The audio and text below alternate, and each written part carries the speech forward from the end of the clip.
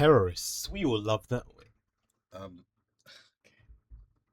I'm sorry, guys. It's 2 a.m., bro. It's 2 a.m. Terrorists. We all hate them, right? And this video is gonna expose how racist we're gonna try not to be, because I mean, even if you're looking at my screen right now, it's gonna be an interesting video to make. Yeah. Let's go. I literally just woke up and I was like, I can't get back to bed, so let's record a YouTube video, you know what I'm saying? Abu Bakr al-Baghdadi. For years, Abu Bakr al-Baghdadi. Okay, guys, we need to be very responsible adults here. Like, sure, some of their names may sound really specific and really niche, and like they may bolster some stereotypes here, but we're grown ups here. We're grown ups here in society. We're no longer kids who laugh at, oh, he's a Muslim and he did that, ha ha ha. You know, we're very serious and we don't do that shit anymore. The founder of ISIS, lived in fear of being caught. People close to him said he almost always had a suicide vest nearby. Oh my god.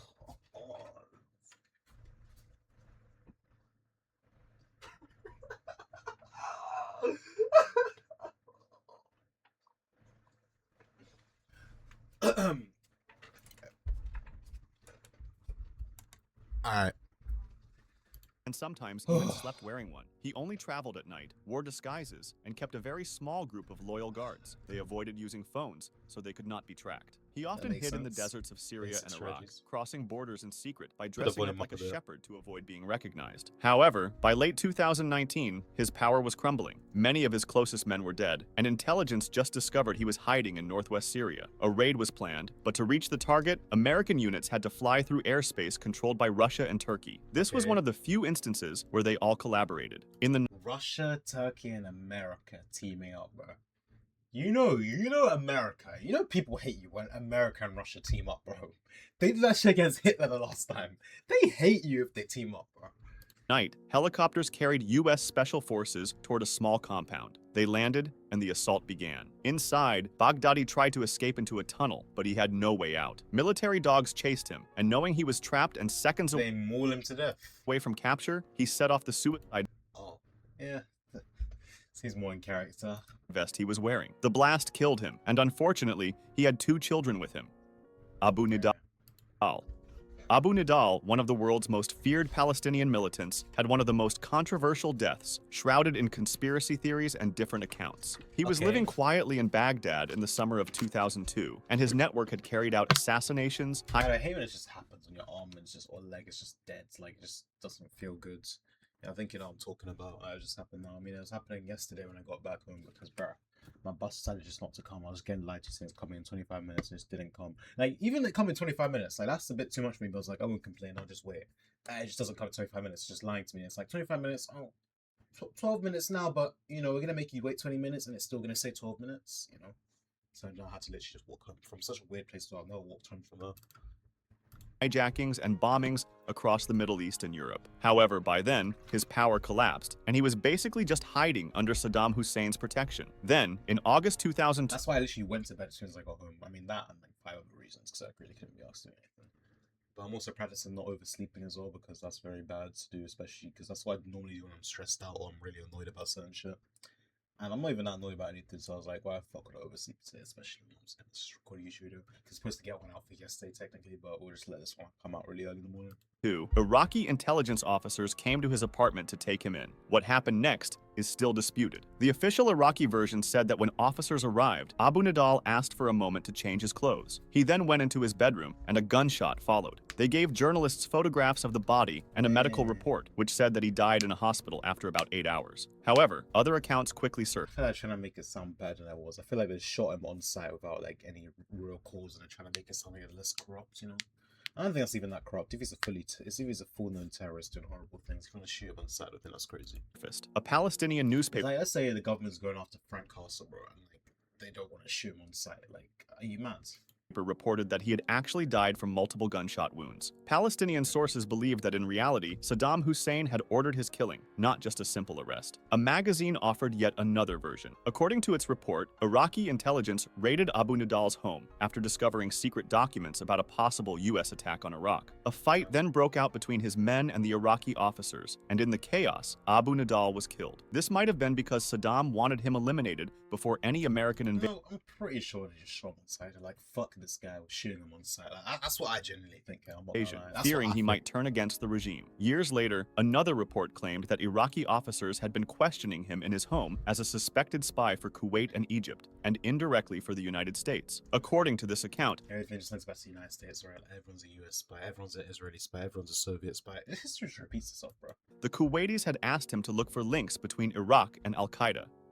Ayman al-Zawahiri.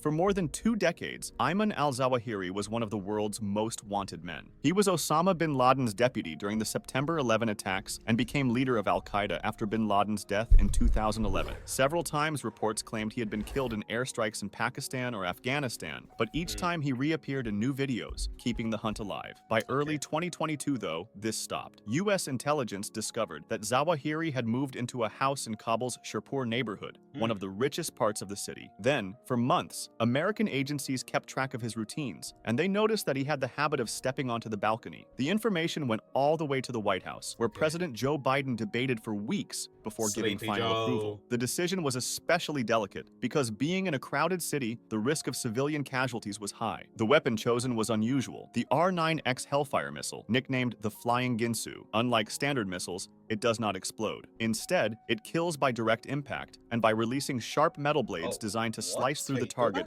it kills by the Flying Ginsu. Unlike standard missiles, it does not explode. Instead, it kills by direct impact. What an odd missile. They just want you to suffer if you get hit by this, bro. They're just throwing a projectile at you.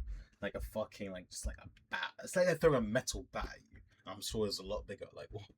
And by releasing sharp metal blades designed pull to this one slice out, they through the really hit target you. without destroying the building or killing bystanders. At Oh, wait, sunrise maybe on it's July good then. 31st, That means he's so direct that you're just gonna fire it in his window directly. Like, well, 2022, a CIA drone fired 2 of these missiles at the balcony, while Ayman al-Zawahiri, then 71 years old, was standing outside. The missiles struck with precision, killing him instantly, and no one else in the house was harmed. good His though. death ended one of the longest manhunts in history, and the day after, President Biden addressed the nation saying, "Justice has been delivered. This Sleepy terrorist Joe. leader is no more." For the United States, it was the biggest strike wait, against sure, there's a tough quote from Magneto about terrorists and leaders.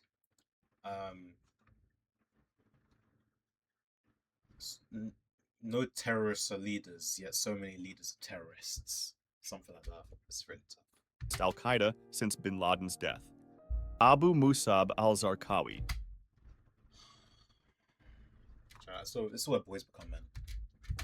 For years, Abu Musab al-Zarqawi was one of the most feared militants in the world. He was a Jordanian extremist, known for personally beheading hostages on video and organizing suicide bombings that destroyed markets, mosques, and even embassies. US officials blamed him for thousands of deaths and put a $25 million reward on his head, making him one of the most wanted men alive. Even within Al-Qaeda, some leaders grew tired of his obsession with killing Shia Muslims, saying it hurt their cause. The hunt for him stretched across months until a captured member of his network gave up clues to the Jordanian authorities. They passed along the information to the US, which kept a close watch on a safe house near Bakuba in Iraq. When Zarqawi finally walked inside, the order was given to strike. 2 US Air Force F-16 jets flew over the village and dropped 2 500-pound guided bombs on the building. The blasts tore the house apart, killing most people inside instantly, but Zarqawi did not die right away. When American and Iraqi troops searched the rubble, they found him alive, badly wounded but still conscious. How? Bro is fucking like a super soldier or something. Witnesses said he tried to move and even attempted to get off a stretcher before soldiers restrained him. Minutes later, though, he died. An autopsy showed a large chest wound and severe blast damage to his lungs. Doctors believed it may have taken him close to an hour to die, making it a pretty slow and painful end. That brief He doesn't seem to be a great person, so I think that's kind of valid. survival time sparked rumors. An Iraqi witness claimed US soldiers beat him while he lay dying, but the I mean, do you blame them though? Like, would you really? Is it a crime or war crime or something if they do that? It wouldn't be right. American military Is desecrating the dead allowed in war? Like, obviously you already fuck a dead body because that's necrophilia, but like, just like kicking them or something, or like I don't know, whatever. Just sum me up in this to it. denied this, saying medics were trying to save him. Anwar al-Awlaki. Born in the United States and later moving to Yemen, Anwar al-Awlaki became one of al-Qaeda's most powerful figures. What made him most dangerous was his fluent English and his grasp of the internet, which allowed damn, his fluent English and his grasp of the internet, bro. I'd be a dangerous terrorist. Holy fuck. Maybe that's the career I need to go into. allowed him to reach If the streaming shit doesn't work, you know what I'm saying? It ain't working right now. Western audiences through propaganda in ways Osama bin Laden never could. He was Let's not say that, actually. I retract that statement. Let's get back. Because, bro, I look at, like, some people's clips and stuff from ages ago and, like, bro, like, that was pre-media trains. And, like, I can't be saying this shit because, like, I don't think it's even that bad, but, like, someone might genuinely, like, want to crucify me for this years. Like, linked to several major attacks, and by 2010, his name was officially placed on the CIA's kill list. It was a historic and controversial decision because it made him the first U.S. citizen ever approved for targeted killing. President Barack Obama personally authorized it, even as critics argued that killing an American without a trial was illegal. For years, they tried tracking him. bro, I mean, okay, no, we can't say who cares because if this becomes a norm where, oh, any criminal is a little something something, they can get instantly killed, and that's bad. But at the same time, like, a little of just like, yeah, this guy's really bad. We can't just kill him instantly. He's gonna try to pull off some bullshit. So yeah, like, I don't think that's that bad. him down until they eventually found him and sent a drone to kill him. He was in a car, and the drone opened fire, killing most people inside the car. However, al-Awlaki himself survived. They also tried eliminating him through air raids in Yemen, but he survived those too. Yemen. Then, on the morning of September 30th, 2011, his luck ran out. Witnesses said that he and his group had stopped to eat breakfast, and not long after, a U.S. drone spotted their convoy. One of the cars tried to escape, but it was too late. Hellfire missiles slammed into the vehicle, killing al-Awlaki instantly. 2 weeks later, another U.S. drone strike killed his 16-year-old son, Abdul Rahman, who had traveled to Yemen to look for his father. Okay, but was Abdul Rahman doing anything, or did they kind of just do that for the sake of it? Because there's a bit of a difference, you know what I'm saying? Velupillai Prabhakaran. Oh. Actually, no, let's just see. Velupillai Prabhakaran, founder of the Tamil Tigers, also known as LTTE, had once controlled vast parts of northern Sri Lanka. For over 25 years, he waged war to create an independent Tamil homeland. And under his command, the Tigers pioneered the use of suicide bombers, assassinated prime ministers, and fought government forces in one of the longest insurgencies in Asia. By May 2009, Bro, this, like, because it's all white on my screen right now. There's no other light in the world or something. Like, bruh, I just look so white. Holy fuck. though, the Sri Lankan May 2009, yo. army had cornered him and his last fighters on the banks of the Nandi Kadal Lagoon. Many were ordered to burn or destroy Prabhakaran's body if he died, to prevent it from being taken as a trophy by the enemy. At dawn on May 19th, Sri May 19th. Lankan troops advanced through the mangroves. For 2 hours, they fought against Prabhakaran and roughly 30 of his bodyguards. By the end, Well, if World War 3 ever happens, which it will, but I don't know if it'll even have foot soldiers, or whether it's just gonna be robots and drones, but if it happens, like, I wanted to take the super soldier serum and fight in the war. every one of them was dead. Among them was a man wearing a dog tag marked 001. He carried 2 pistols, a rifle with a telescopic sight, a satellite phone, and medicine for diabetes. The colonel confirmed it was Velupillai Prabhakaran himself. His body was displayed on national television, and official reports said he had been struck by shrapnel during the battle. However, the exact cause I don't know if you know what shrapnel is. It's like when a bomb blows up, it's like the shards that come off of it. of death soon became the subject of dispute. Some witnesses claimed he had been captured alive and executed at close range, pointing to a head wound visible on his corpse. Others said he had killed himself rather than surrender, keeping his promise that he would die in honor rather than be caught alive by the I enemy. feel like that's very easy to figure out because when they see the wound was, I look here as a true crime mystery, which I was looking at on Bella Fury one of these days. Check out those videos. I'm not putting a card up. I don't know why. I don't know why I just pointed above my head. I am not putting a card up. I'm too lazy to edit these videos. It was Velupillai What's just like, it doesn't make sense, you know? Prabhakaran Like, for me, I mean, we can yap about that. But anyway, let me keep you guys engaged with YouTube so you don't click off. Come on. himself. His body was displayed on But the point national is- television, and official reports said he had been struck by shrapnel during So he's been struck by shrapnel. This shrapnel they could definitely identify whether this is enough to kill him, whether it went deep enough, whether it like hit a lung, hit his heart or something. His heart's on this side, so whether it hit his heart, if it hit his lungs or the something. battle. However, the exact cause of death soon became the subject of dispute. But they weren't able to figure out the exact cause of death. I'm not sure if it was interesting. So there was a wound up here. So theoretically, so he could have shot himself like this. It's possible, but when you shoot yourself, let me not make that up. That might be bad for YouTube or something. When you shoot yourself, like, you normally either do in the mouth or you do on the side of the head. Doing up there is very specific. I'd assume he's probably executed. But that's just visible on his corpse. I did solve the mystery in Sheep Detective, by the way, like 30 minutes into the movie because I'm a goat, so clearly I'm the best detective on the planet, you know what I'm saying? Others said he had killed himself rather than surrender, keeping his promise that he would die in honor rather than be caught alive by the enemy. What happened to his family added even more controversy. Reports circulated that the bodies of his wife and daughter had been found near the battlefield, though the army denied this. His 12-year-old son, Balachandran, was photographed alive in custody, sitting in a bunker, but minutes later, he was dead. This Okay, well, his wife and thing dead on the battlefield, that's not too bad as long as they're like trying to fight or trying to get to him or something, that's whatever, I don't care. But yeah, his son being captured and killed, that literally makes no sense, because I'm assuming his son didn't do anything. And his son was clearly captured and restrained already, so don't need to kill him, so that's really bad. fueled accusations of execution and war crimes. Abbas al-Musawi. Right back at it. By early 1992, Abbas al-Musawi was Hezbollah's Secretary General. He was linked Bro, and actually the way they draw them, like, okay, I'm sorry guys, I have to let this about, but the way they like make them all look as well, it's literally the same. Like, I've seen this exact guy like 100 times. I feel like they might be reusing things. Like, look at this guy. Like, okay, that guy's a bit different. Look at this guy. I think they literally use the same fucking, like, character, the same model. No joke. They might have used the same model.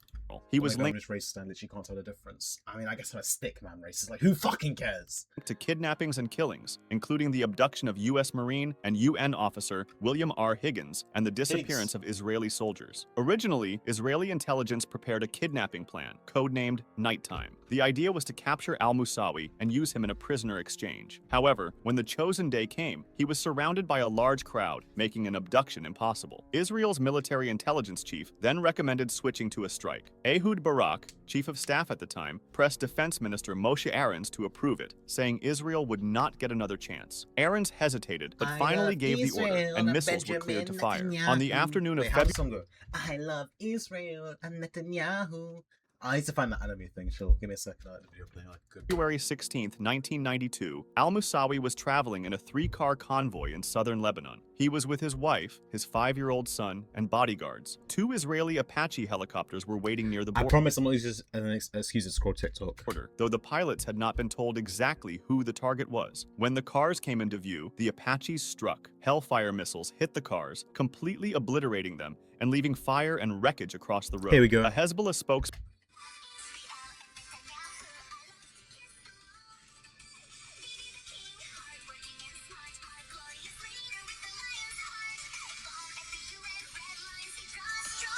Sure, I need you guys to see this properly.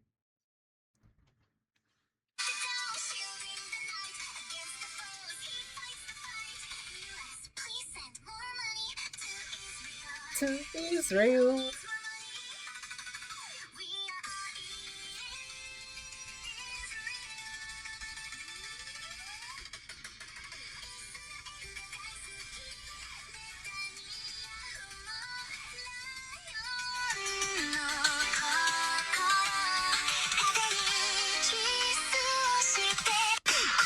Israel and the Nile Island.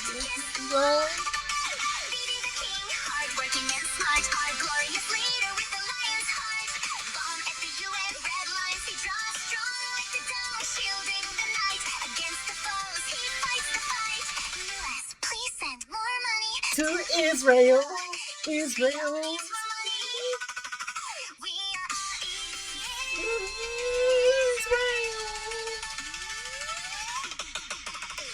Right. Yahoo!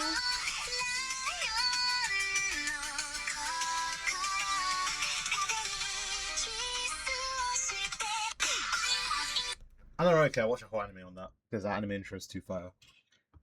But guys, no, I don't care. It's 2 a.m. later said al-Musawi and his family were burned alive inside their car. Reports from the scene added that some It's quite a juxtaposition of what we were just doing.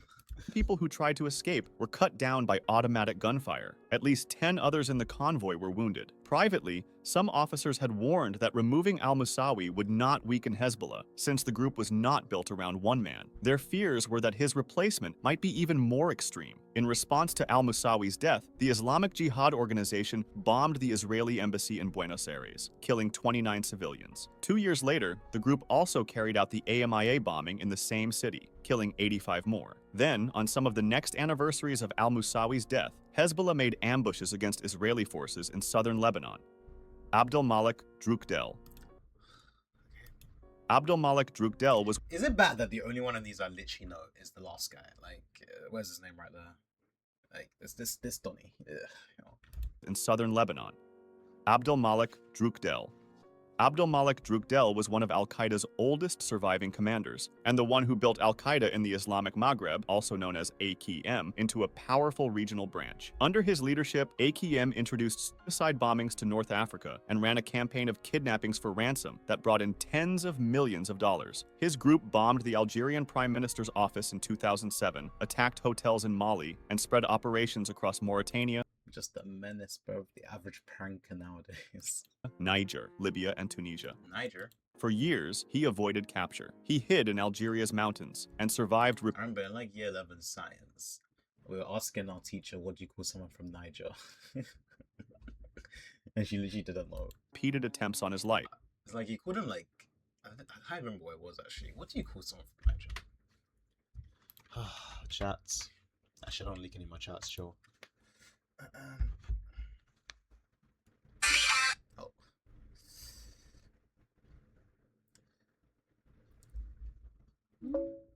What do you call someone from Niger? Someone from Niger is called a Nigerian. Just to avoid confusion, people from Nigeria are called Nigerians, so the two are often mixed up. A Nigerian versus Nigerian. All right. Bow right. Bada bing. Bow right. Is that ultra rare variant chat? But by the late 2010s, his influence had started to fade. AQM's stronghold in Algeria weakened. New ISIS-linked groups were rising, and many of the most active jihadist factions no longer answered to him. French special forces had been tracking him for You know, because of these guys, it gives jihad like a bad name in Islam. Wait, let me see if I remember my RSGCSE jihad. That's like a pilgrimage they go on, right? I think, maybe. months, and on June Correct me if I'm wrong, of course. 3rd, 2020, they finally moved in. Drukdel and 5 other men were in a white SUV when they stopped by a cluster of rocks and set up a temporary campsite near a riverbed. French troops, supported by US intelligence, closed in on them. The jihadists at first tried to flee, scattering in different directions and taking cover among rocks, but then they attempted to counterattack, firing at the French forces. One by one, the AQIM fighters were killed, and then a bullet hit Drukdel himself, killing him. The SUV driver surrendered and was taken into custody. Carlos Castaño. Damn. Carlos Castaño. I mean, I don't even know a commentary or witty comments to shout to that one. It's just like the classic story.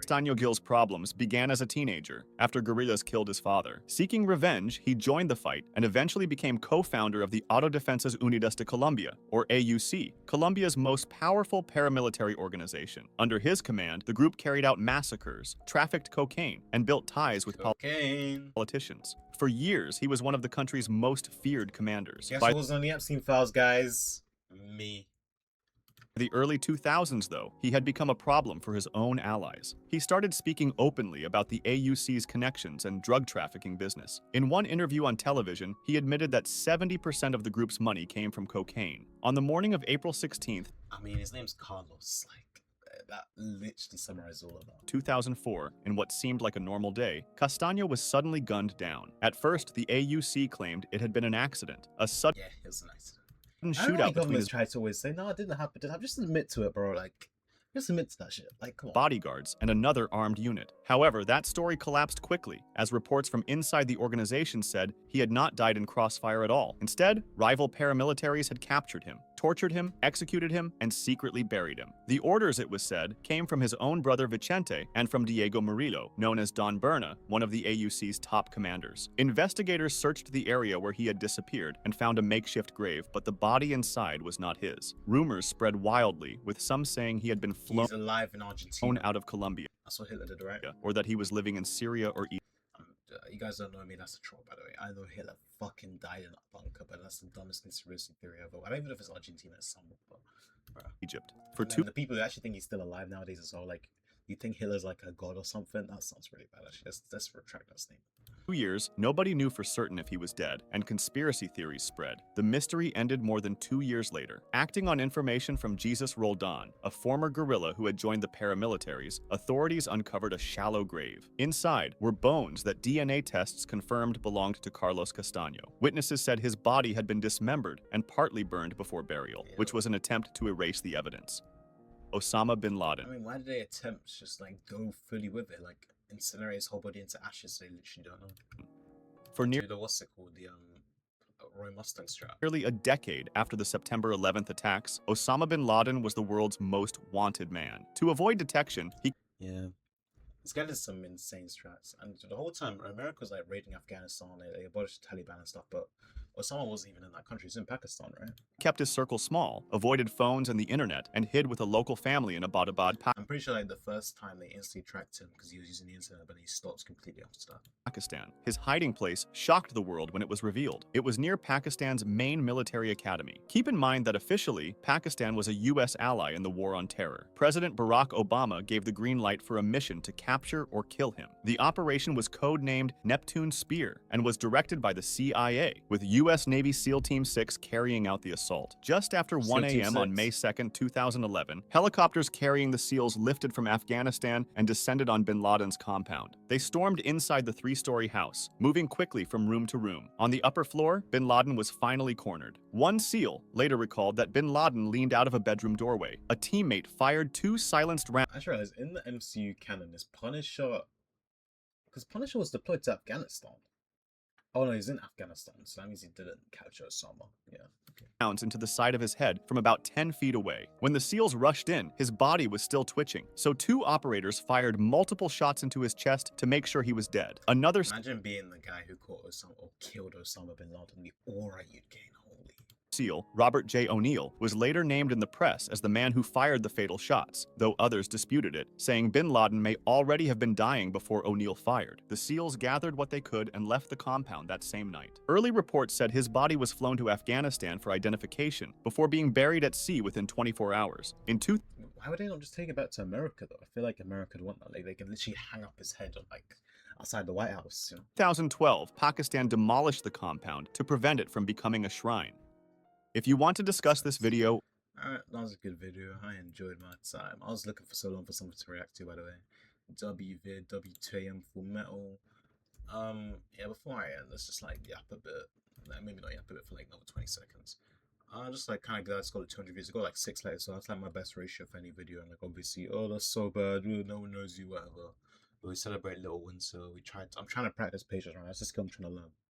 And I genuinely appreciate 200 views for Bella Fury videos. Also, that's wonderful because Bella Fury videos are one of my favorite things.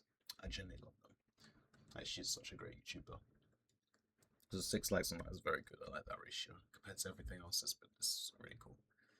But yeah, that's just all I wanted to say. We'll be leaving it here. This will be uploaded on my channel literally right after. Cool. See you next time, boys. Bye.